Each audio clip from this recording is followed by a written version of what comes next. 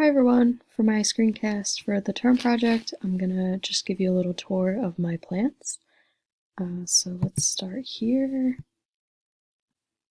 So this is just like a little bit of my setup for winter right now. Since it's kind of cold near the windows, I have everything moved off the windowsills, and I've got some grow lights going in the back. So this is kind of just an overview. Not all my plants are here, but kind of a lot of them are grouped together right here. This is the one that's not with the winter setup because it really does like the sunlight and it can kind of handle the cold, but this is a Metsu. It's one of my favorites. It's got really great vines growing off of it, and since I've had it, it's grown quite a bit. This one's a pretty basic one. It's a Marble Queen Pothos, so you can kind of see the white spots are what set it apart from regular golden pothos or neon pothos. But I'll show a different kind of pothos a little later, and you'll see it still looks pretty different from that one.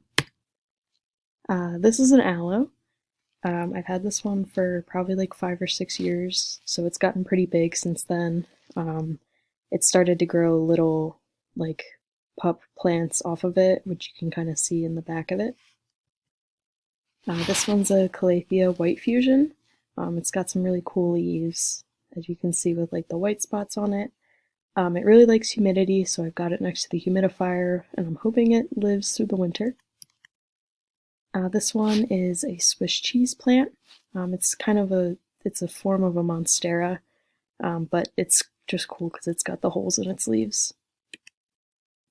And then this one is just a regular old Monstera. You can see it's kind of a little more mature because it's got the fenestrations in its leaves, and it's sprouting a new leaf right there, which I'm super excited about. So this one is also a pothos, but it's a pothos enjoy. So it's similar to the Marble Queen with the white spots, but you can see that they don't really like fade together. It's very distinct white spots. This one is a nerve plant. It's just interesting because it's got like the veiny looking leaves on it. And this one is just a regular golden pothos. I've had this one for a really long time. It's been trailing for a while, and it's pretty basic plant. And then this one is a silver satin pothos, which is technically different from the other ones, but it's got the same kind of family name.